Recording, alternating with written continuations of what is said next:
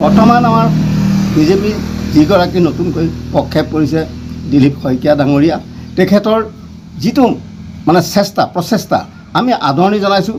তেখেতে যি সুন্দৰভাৱে পৰিচালনা কৰিছে, সকলোকে একত্ৰিত কৰি আকৌ নতুন ধৰণে বিজেপিক আগুৱাই নিয়াৰ যি প্ৰচেষ্টা চলাইছে, তাৰ কাৰণে বহুত বহুত ধন্যবাদ আমি আগবঢ়াইছোঁ।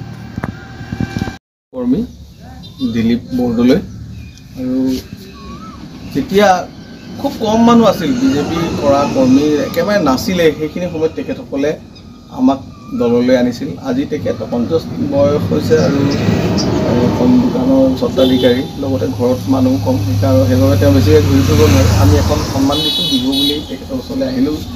জৰিয়া মণ্ডলৰ বিজেপি কৰ্মীসকল, আপোনাক আমাৰ দলৰ ফালৰ পৰা বিহু বুলি এটা শুভেচ্ছা জনাইছোঁ। আপুনি দুআষাৰ কওক, কেনেকুৱা অনুভৱ আপোনাৰ?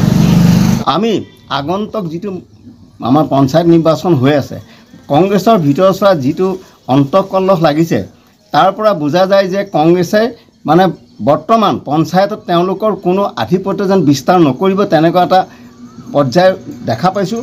আৰু ২৬ৰ কাৰণে তেওঁলোকে উচ্চ বাক্য কৈ আছে, খালি ২৬ৰ উচ্চ বাক্য। কেইজনমান নেতাই মানে কংগ্ৰেছৰ বুকুচাত উঠি যেনে তেনে পাৰ হ'বৰ কাৰণে চাইছে। গতিকে আমি জানো যে আমাৰ জনসাধাৰণ আমাৰ লগত আছে, নিৰ্দলীয়ভাৱে বিনা প্ৰতিদ্বন্দ্বিতাৰে আমাৰ বিজেপিত অগ্ৰগতি লাভ হৈছে। গতিকে আমি আগন্তুক পঞ্চায়ত নিৰ্বাচনত নিশ্চয় জয়যুক্ত হ'ম, আৰু আমাৰ তেলীয়া বেবেজীয়াতো আমি জয়যুক্ত হ'ম বুলি মই আশা প্ৰকাশ কৰিছোঁ।